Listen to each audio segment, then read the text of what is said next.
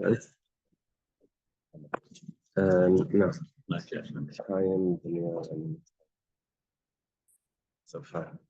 Why did you send someone out? No, someone left the bed. Okay, holding and Daf K. Basra Daf K. Right on the top. Thank Hashem that you're able to learn Torah every day. Learning Hashem, Beit Mikdash immediately. Learning Lili Nishmas, Tzavah Golda Bas Baruch in Yemen and the Salas of Ben Mitzion. And also for Shlema for David Ben Sarah and Gedali Getzel Yasmin for the Spirit. Okay, get ready. This is quite a Mishnah. It's very, very unique.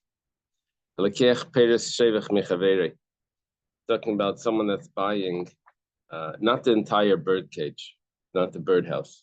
He's buying just the fruits of the birdhouse, the peiros, which means the offspring of the birdhouse. He only wants to buy the young birds.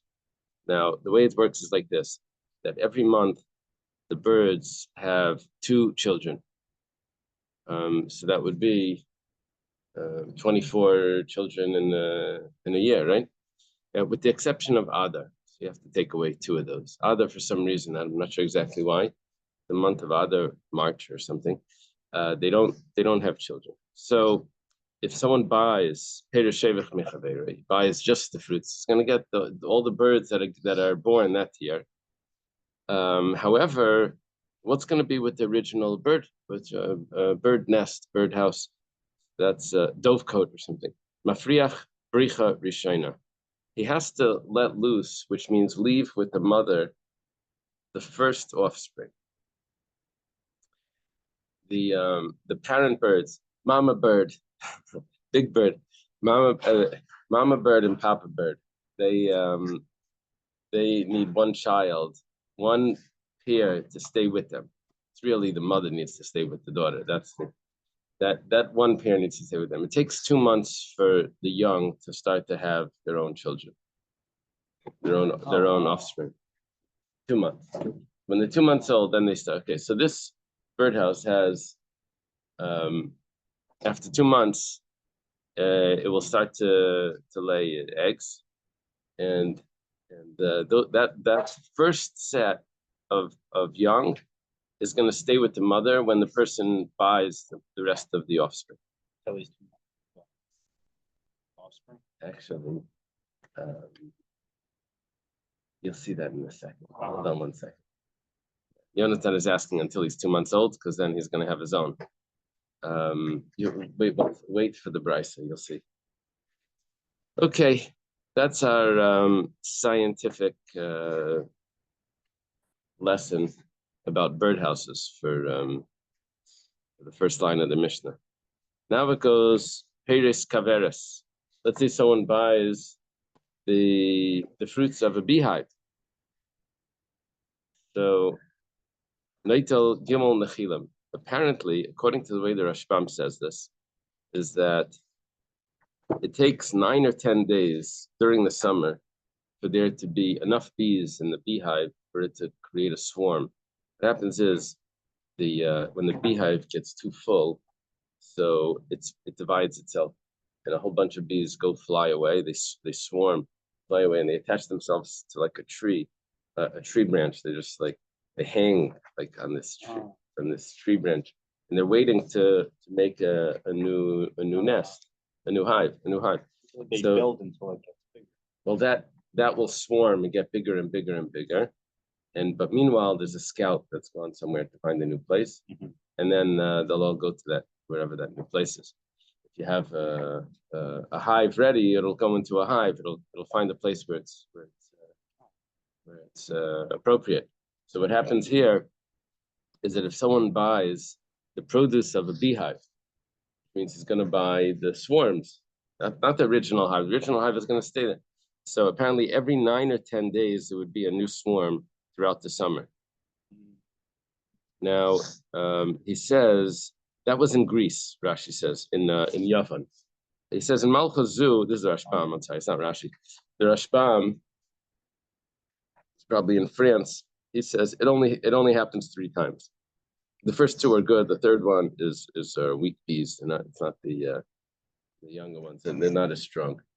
Those bees. Yeah, makes sense. So what's happening is Germany, where's in France, I think. At least his grandfather was in France. Is he the grandson of Rashi? Yeah. Yeah. One of Rashi's daughters married Meir. I'm sorry? I can't remember when they moved over to Germany. Rashi studied in Germany, but he lived in France. I know. I bet the place was later on after that. They stayed. There were a lot of them were in France until they had trouble, and then they went to Spain.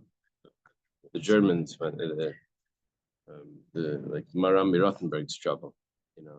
The Rush ended up going to Spain. Did I say a bracha? So the Mishnah is based on something that happened in Greece? Well, I think he means in those areas. Let's see, if it says Gimel Pamim 3 times, so that's what he would take. He would take Gimel Nechilim. He would take 3, even in France, it would still be 3. So you can still get 3. Nowadays, from my experience of beekeeping, which I only had for like 1 year, I tried this and then my bees ran away. But yeah. But my experience, what I learned was that it would only swarm once every summer. So it's gone down from every 10 days to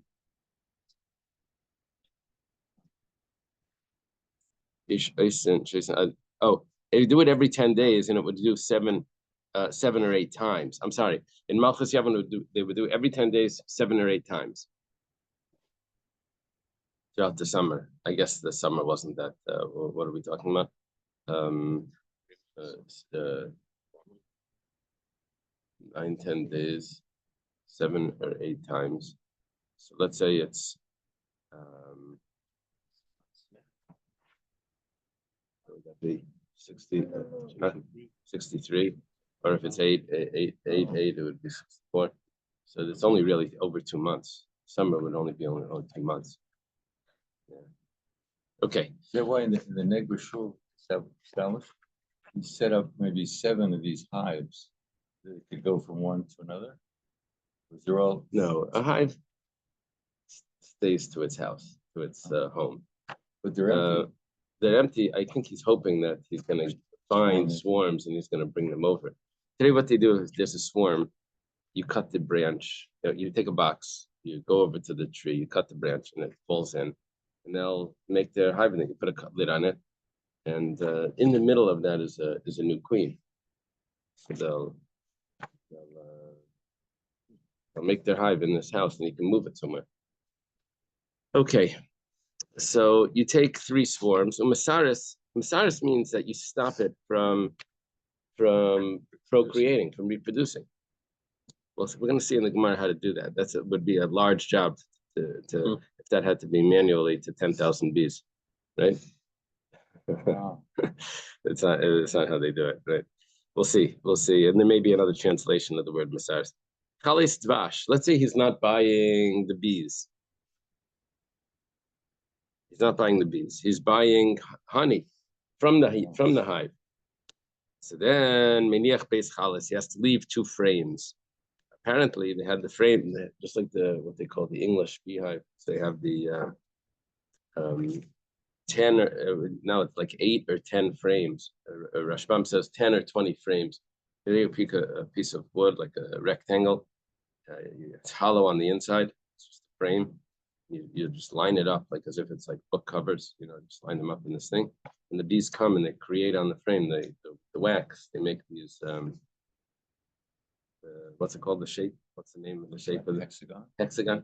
Make these hexagon little shapes. Now in those little hexagon chambers, cells, they're called cells. So there's either the baby bees, larvae, whatever it's called, or honey, and then the honey they'll wax off, they'll cover. Okay, so what happens is that if you take all the honey out of the hive, then over the winter, the bees, bees won't have what to eat because they can't get the nectar. So they need their own supply of honey to last them through the winter.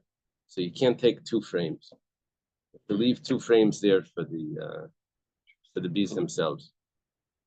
Which frames? One's next to the outside, I think. Someone says. How do they know how to do this? Their instruction book? Everything is in the Torah. That's right. Yeah. Yeah. So miniach beis chalas, you have to leave 2 frames. You can't take everything because you're not buying everything. You're only buying the produce. Zeisim lakuts, if you buy olive trees to cut down. Now olive trees, they grow. There's 2. The dvash I think means from dates, but yeah. The olive trees, they grow little shoots, like saplings. So if you're buying, how do they translate over there? Olive trees. What does it say? What's To cut lumber, you must leave 2 branches. It has to leave 2 branches.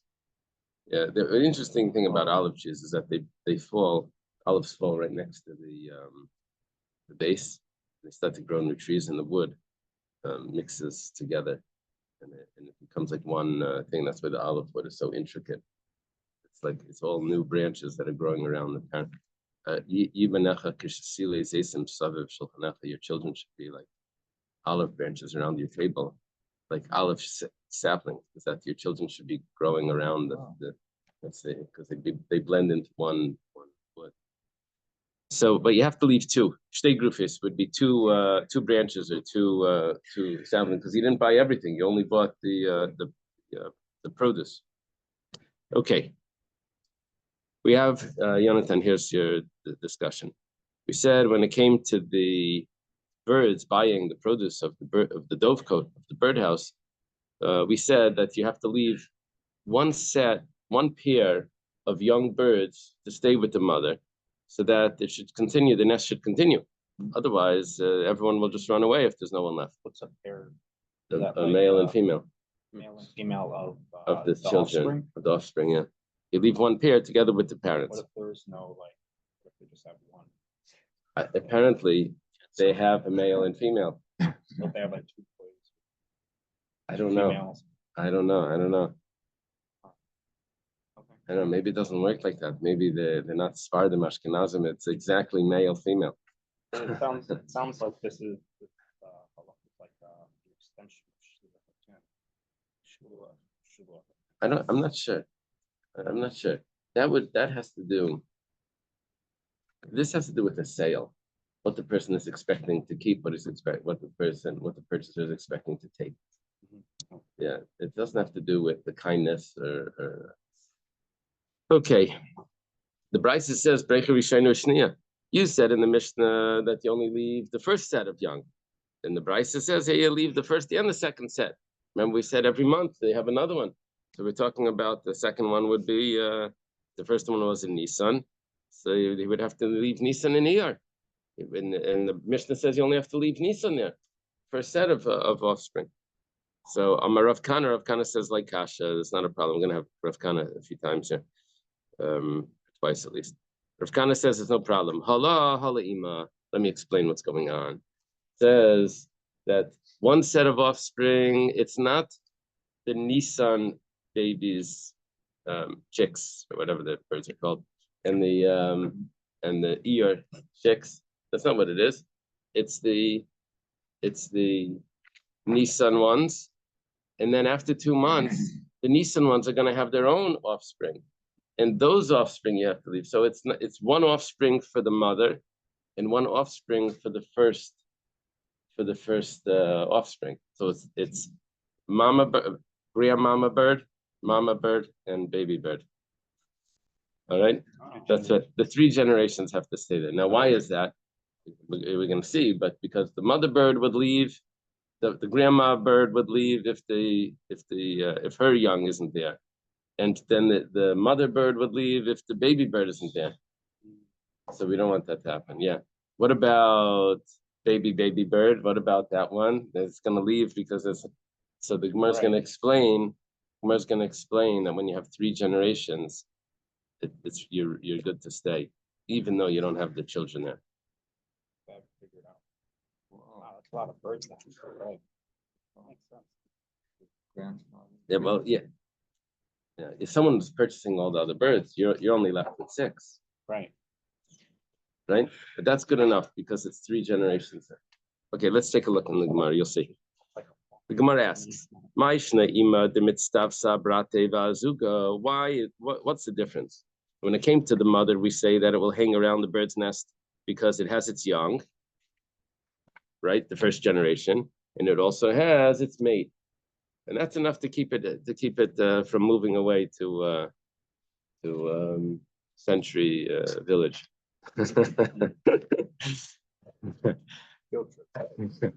Because it has its young, and it has its husband, right? So that's good enough. It's staying here. It's staying local. It's not an empty nester. It's not an empty, right? The Shevkina, it's going to stay. So the problem is, Ihinami. What about the young? It stops at Ima Vazuga. Why does it need its young? It has its mother and it has its mate. So if he only needs 2 people to be, 3 is a company, right? 2 is a pair, 3 is a company. You only need 3 people, a crowd. 3 is a crowd. So you only need the bird, the mother, and the mate. The mother, the daughter. Here's the daughter and the mate. So you really should only need the bird, the mother, and the mate. That should be the crowd. Okay. The Shevkinla should be enough. The Gemara says, "Ima abrata mitztavsa."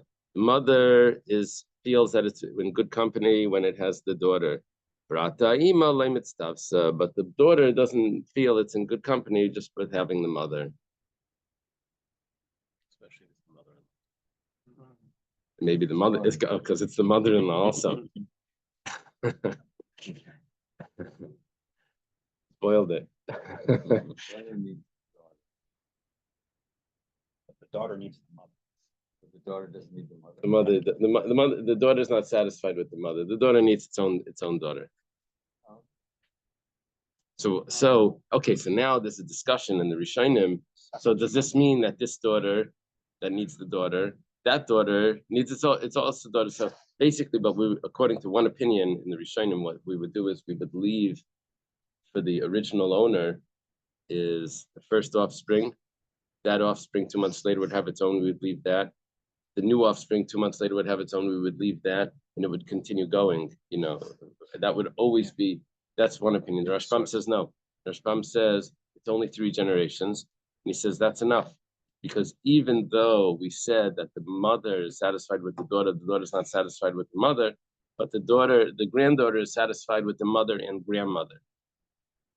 That is satisfactory, and it would stay. It would hang around, so the birdhouse would still be there.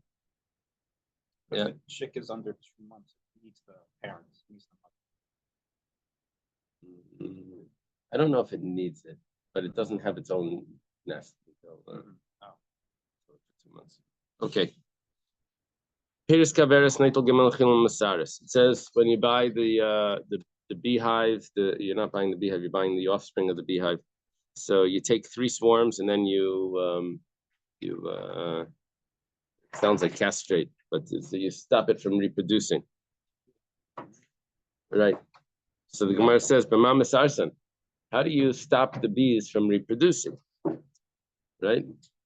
So they think today the bees don't reproduce because of the cell phone. Today we're losing the bees, right? They think because of the cell phones or something. They don't really know why. Bees are dying out. I'm sorry? You think so?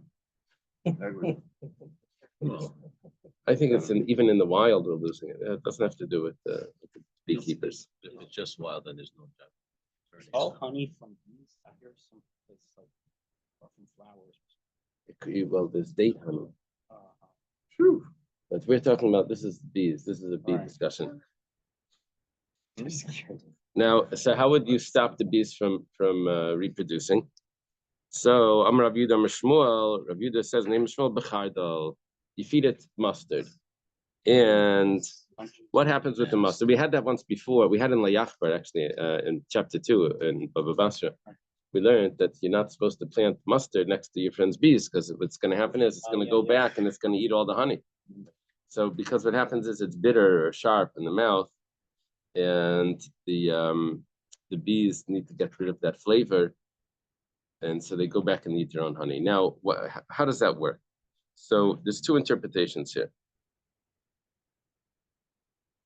Amri Marava.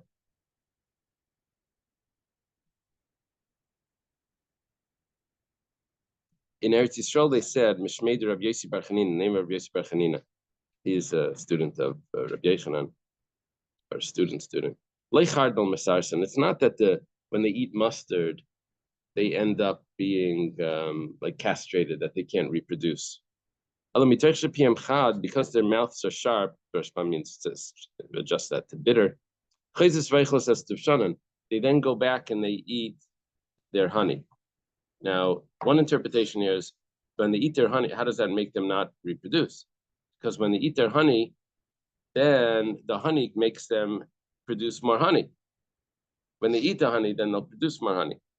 But the way he puts it over here, he says, because they're satisfied, they're full, they stop reproducing and they just make honey. They just, Rabbeinu Hananel says,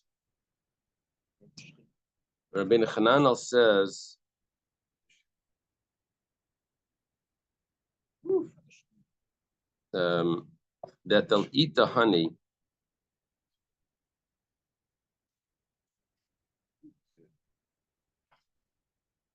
and then they'll leave empty cells.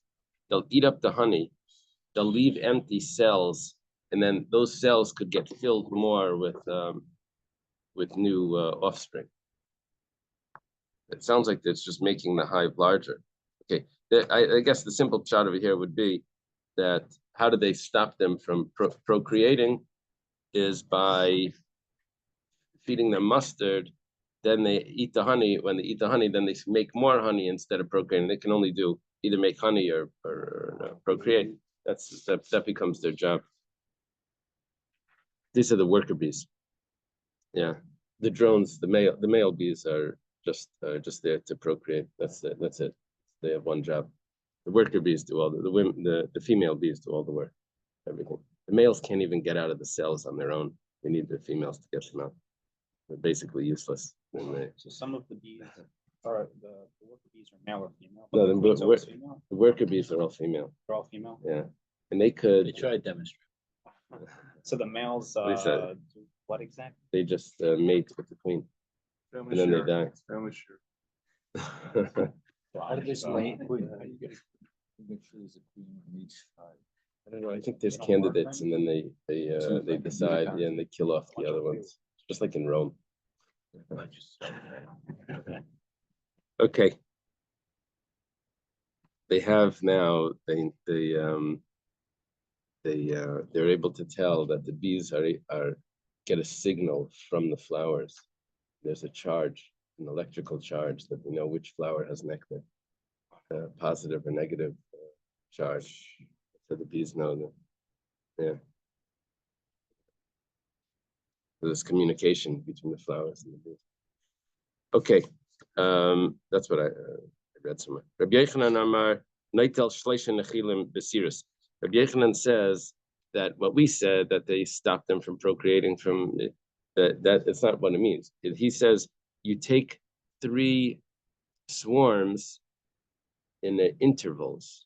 He says Besiris means like Besirugan, like on off, which means you leave one for the original owner and one you take, one for the original, right? Odd and even. You take one, he takes one. The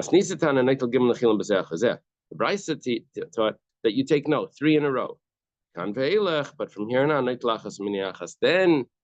then after you take 3, then you leave one and take one, leave one and take one. Okay. Talking about selling the bees from the hive. How much do you have to leave in the original hive? That's what. Okay, now we take a little shift over here in the Gemara. We're going to discuss laws of Tumah and Tara, the purity and impurity. So the rule is that liquid becomes tamei. If there's even a small amount of liquid, but I think it can transfer tamei if there's a revius. There's a certain amount of like the kiddush cup amount of it. If it's a food, then it needs a kabeya to transfer. Now, if it's not a food, then it can't transfer tamei. Maybe it could become tamei possibly, but it still can't transfer. Maybe it can't even become tamei. Now, what is honey? Is honey a food or a liquid? Or honey in the hive, is that even a food? Because that's just made for the bees. It's not made for you. Once you take it, it's a different story. But in the hive, is it considered a food? So Amar Rav Kana says, Dvash bikaveres, the honey that's still in the hives, that's still in the frames, it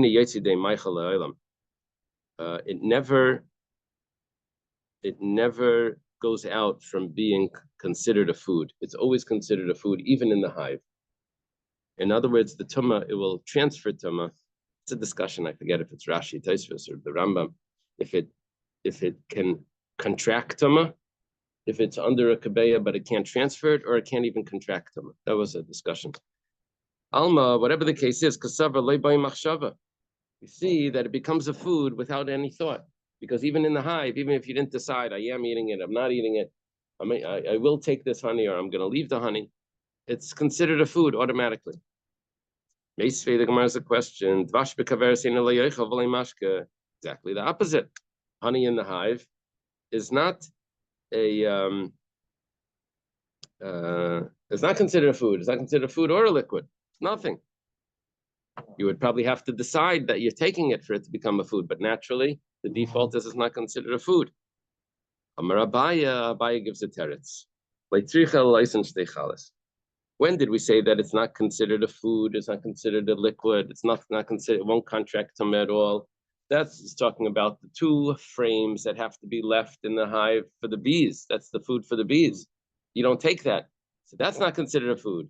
But the other 8 frames or the other 18 frames, depending on the size of this hive, that's all considered a food. Yeah. The seeds that are designated for planting are not considered a food, but a seed that you're not going to replant is a food. I'm not sure. No, I think it's all. But when it comes to grain, once it gets wet, it's considered, it can contract impurity. Regardless of its intended use. I think so. Yeah. Yeah, the beehive that I had, a friend of mine got it for me, was called a it was a good friend. It was a very expensive hive. It's called the flow hive. It's this Australian thing. Usually when you want to get the honey from you need this like sharp knife. You have to cut off all the seal on the wax on the frame, and it drips out. This, you didn't have to take out the frames. It was this plastic hexagon cells. And they were made in 2 parts. The bees would come in and they would just seal them up with the wax, just seal them up. You could go to it and you just twist it, and it shifted. Each cell would just move out of place, and all the honey would flow out. So you didn't have to open it, and then you'd twist it back, and then it would go back into place. So you could drain it without opening. Yeah, it was a genius thing. Why did you give it up? My bees went away, and then my wife started babysitting. No incentive. I was afraid that parents would complain, so I let someone else take it. But it's very good. It's very good to have. President, Rabbi Smith. No. Here could have it. Yeah. Could have a beehive. Yeah. It was very good. The kids learned not to be afraid of the bees, and they could. The kids pick them up, put them back in the hive if they, yeah. But a hornet's nest is just that big ball thing. Yeah. Right. That doesn't. They make no money. Right? Those are just a lot of males. So there's another. What was the joke with these 2 bees at a bar mitzvah wearing yarmulkes? What are you doing? They want to make sure they don't think we're wasps. Okay. Rava has. Coleman water cooler. No. Pull down. Jackfruit. I get ice everywhere. It's Let's keep it cool. the fruit coming out of the experiment. You Yeah. got a communist red Coleman. Oh, yeah, yeah. Oh wow! Have to share this jackfruit. Yeah. What are, Share it after the share. don't say extra. Share it. Rava says his own pshat. Our first pshat over here is that there's a difference in what type of which honey we're talking about. But what that's a biased pshat. Rava's pshat is not that there's a difference in which type of which honey we're talking about. Rava says it's a different opinion. It's the opinion of Rabbi Eliezer. Rabbi Eliezer, the Tanan that it was taught in the Mishnah, Taveris Devarim, when it comes to a beehive, Rabbi Eliezer it's considered like property. And you know when you lend money, when Shemitah comes, so the debts are annulled and you don't have to pay back. So what they instituted was a prusbal, the document where you can give the debts over to the court. Now they only did that if the person has land, because there's two interpretations, but one is because it's considered like it's already collected if there's land, so that was like a leeway, or it was, we learned from Rashbam, I think, that the reason why you need land for a prusbal is because they only made the prusbal enactment that it should work in a common type of loan, not in a rare type of loan. It would be more common for a person to lend money to someone that has property. Otherwise, he doesn't know if he's going to be able to collect. So whatever the case is, someone that has property is able to have a prusbal. So what is considered property? A beehive is considered property according to Rabbi Eliezer. And if the beehive is in its place on the ground, it's not susceptible to impurity because it's attached to the ground. Things that are attached to the ground don't become tummy, unless it's a house and it can get saras or something. But a regular tumah doesn't happen to things that are attached. But and someone that takes the honey out of the hive on Shabbos is chayiv chatas. It's like removing something from the ground, right? It's like toilish. It's can't harvest on Shabbos. They say it's not considered the ground. Should be first. It's not considered the ground. You can't write a prusbal on it. And it does contract impurity because it's not considered attached to the ground. And if you take the honey out of it on Shabbos, you're exempt. It doesn't say it's mutter, it says potter. Okay. Rabbi Elazar says this is not Rabbi Eliezer. This is Rabbi Elazar ben Padas is explaining my time at the Rabbi Eliezer. What's the explanation for Rabbi Eliezer? That's Rabbi Eliezer ben Horkinus. Rabbi Elazar ben Padas is an Amira, a friend, student of Rabbi Yochanan. And Rabbi Elazar ben Horkinus is a Tana. He's a student of Rabbi Yochanan ben Zakkai. So it looks the same, but it's a different. Rabbi Elazar says, what's the explanation for Rabbi Eliezer that says that it's considered the ground? We had this Gemara earlier. This is when Shaul made a decree that no one should eat because the Plishtim, there was going to be a war. And Yonasan and his lad that was with him, his assistant, they went up and they fought and they won the battle, just the two of them on their own. When they came back, they were famished. And he sees a little, you learned this in Shmuel? What chapter is it? Like 18, 19 or something? 19. Anyway, he comes back. I don't remember where it is. I remember when 14? Oh, yeah. although they use this tactic when they're fighting the Turks, British fighting the Turks. The last day came up. They came up. Soldiers read Navi and. Oh, really? Oh, I didn't. That's very cool. Awesome. That's very cool. I always thought about that, like war tactics that come from the Torah, if they were used later. Okay, Shalom is telling us that this war tactic that Yonasan did was used later with the Turks, Turks and the British. Okay, he dipped it in the forest of honey. It says, what does the forest have to do with honey? Doesn't mean because it was sugar cane, or is it just called honey? Was it bee honey? What is it? It says it was bee honey. Nectar of the cane. Okay, so it must have been like sugarcane. What does it have to do with this? It's just like a forest. If someone removes it on Shabbos, he has to bring a sin offering because he harvested on Shabbos after Vash. Also, when it comes to honey, right? Take the honey out of the hive on Shabbos to bring a sin offering as a Shabbos violation. Meisvei the Gemara is a question. Vash azav mikavarte. Honey, this is a question, I guess, on Rav Kana, that says that it's considered a food. It says that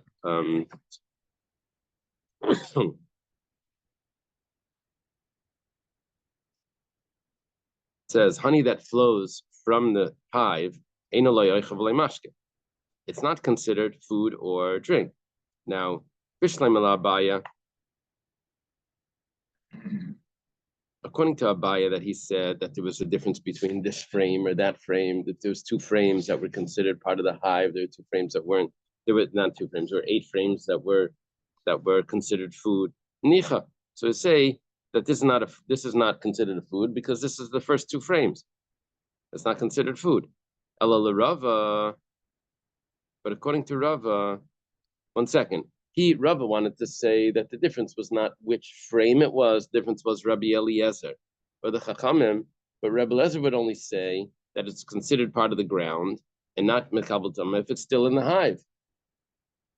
But if it's flowing out of the hive, then it can't be part of the ground. Kasha, how are you going to translate this part of this brisa? Hazov mikavat, if it's flowing out of the hive, according to Rabbi Eliezer. Rav Zvid, it says, it's flowing out, and it's not becoming a food when it's flowing out because it's going into a dirty container, which is not going to be, no one's going to want to eat that. It's flowing onto straw. And so therefore it's going to be too difficult to remove the straw to eat it. You're not going to eat it. Meisvei, the Gemara has another question. The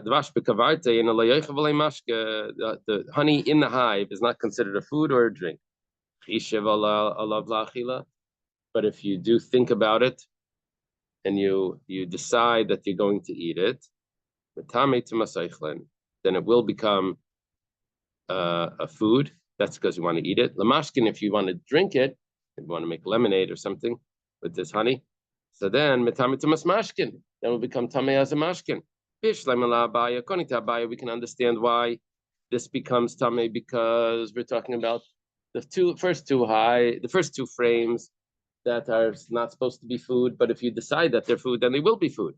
You're not supposed to take it because you want to leave the hive. But if you're not taking the hive, if you're not taking if you are taking the frames, then you decided that you're going to eat it. You don't care about the future of the bees, but it's going to be a food. El Rava Kasha, but according to Rava, we have a question. Now, the question on Rava is like this. If something is attached to the ground and you consider it food, you think that it's going to be food, it doesn't mean that it's separated from the ground. It's still attached to the ground. It's not food. So how do you if it's really considered attached to the ground, it's really considered ground, then just thinking about it doesn't change it. So it's a kasha according to Rava. I had a problem this morning when I'm learning this Gemara. I got stuck in my Gemara here in the Rashbam. It says El Rava Kasha Rav Kana. It's a question on Rav Kana. The Bal Karchach Lav Rabbi Akiva here. It said Rabbi Akiva, and Reish Ayin. So I looked in another Gemara. It says Reish Aleph. So that's Rabbi Eliezer. Can't be Rabbi Eliezer. That's kasha, but This next line easy. is Oh yeah. Amalach Rava. So Rava will explain Taritzachi. I thought you'll continue in the Oh, in the Rashbam. Just because I don't want it to be something. She said, okay, I think I'm Yeah. I have a story for you, but so story. For me. answer it like this. This is an answer that that's not really answering. It's just changing the wording. It's if you think that it's food, it's not considered a food. So that's how we answer it. Before we said it is considered food. It doesn't fit with Rabbi Eliezer. So we say no. Say just add in the word. Add in the word not. It's not considered a food. It doesn't contract impurity. Lamashkin, if it's a liquid, it won't be considered a liquid. It won't be considered food. It won't be considered liquid because it's considered attached to the ground. Tanik of Seder Rav Kana. We have a brisa that supports Rav Kana. Davash b'kavartei that the honey in the hive is considered a food, even if you don't think that you're going to eat it. It's automatically a food. Let's go further. If you're going to cut down trees, you still have to leave 2 branches of the olive tree. Someone buys trees from his friend Lokutz and he wants to cut them down. So, but he doesn't want to take the entire tree. He just wants to take the lumber, I guess. You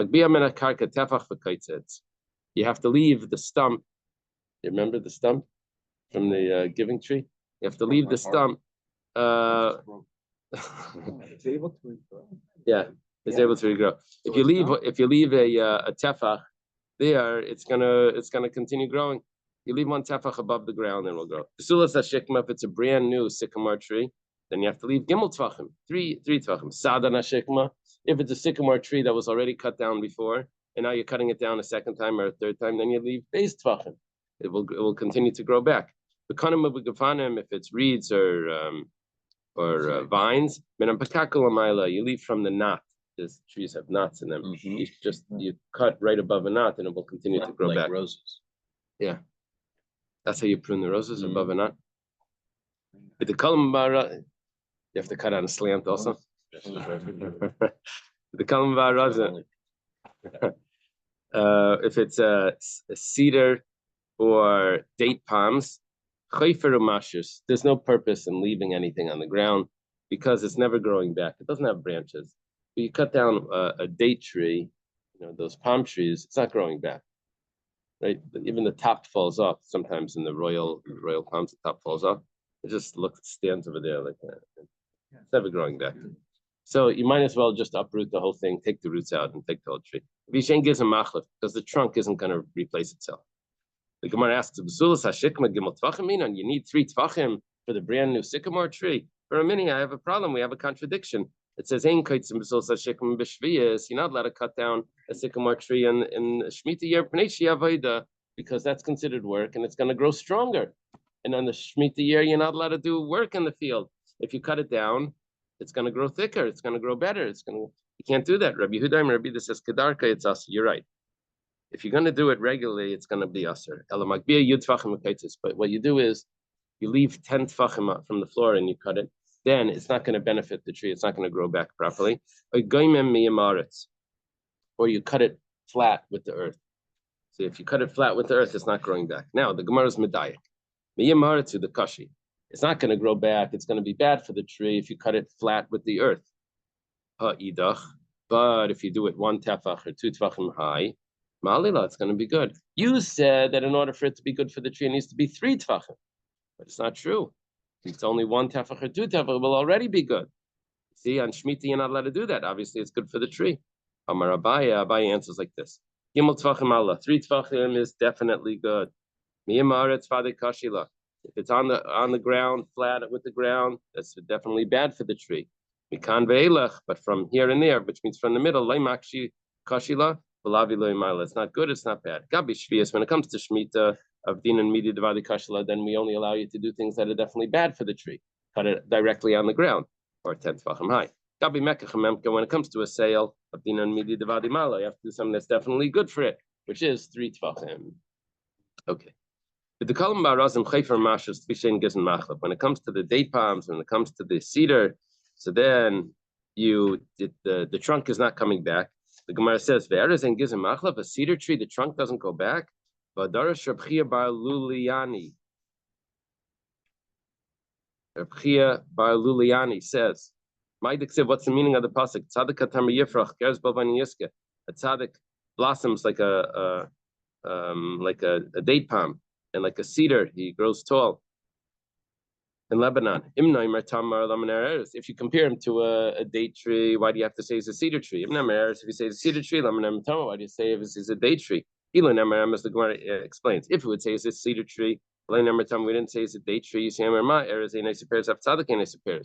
Just like the cedar tree doesn't give fruit, also a tzaddik doesn't have fruit. That may mean his children or students or something. Yeah, what does it say? Or it means he eats all his rewards in this world, he doesn't have in the world to come. Oh. Whatever, there's different interpretations there. Like Kachnemer Tamar, that's why it says that no, he's like a date tree, he's gonna have fruit, he'll have the rewards. If you say that he's a date palm but not a cedar, you say Tamarin Gizamachlef. His trunk doesn't grow back.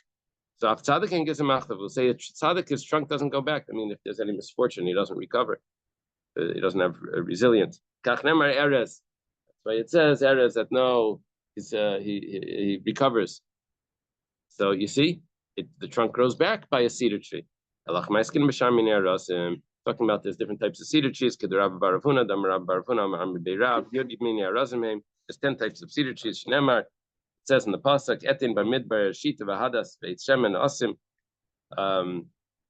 The Gemara explains, Erez is ours, cedar shita. Shita isn't that one? Shita is the. That's the shita. Yeah. Is the shita. Turnisa, hadas. Oh, this is all the types of trees. Shita, turnisa, hadas, asa. Okay, now we go back to explain each one.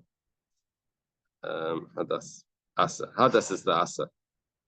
Where does it start to explain it? I think it goes like this. I think Erez is arsa. Shita is turnisa, is the acacia tree. Hadas is asa. Hadas is the myrtle. Eit shemen is afarsima. The wood, oil wood is the balsam tree. Barish is barti, is the juniper. Tidhar is shaga, is the teak tree. Tasher is shavina, is the cypress. Gemara says, 1 second, you only told me 7. Hani zayin havi. It's only 7, it's not 10. Because Rav Dimi Amar, when Rav Dimi came, he said, hey, sifa aleim, they added 3 more. Alaynim, almaygim, and almaynim. Alaynim, almaynim, and almaygim.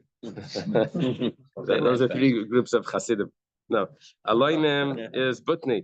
That's a pistachio, right? Almaynim is bluti, is an oak. And almaygim is ksisis, what's called the coral tree. Yikadamri, those that say arainim, armainim, and almaygim, little slightly different. Arainim is laurel, armainim is dulvi, which is a plain tree, not as in plain, simple, but it's the name of a tree. And almaygim is kasisa, is that coral tree. Okay, leave it over here. Have a good Shabbos, everyone.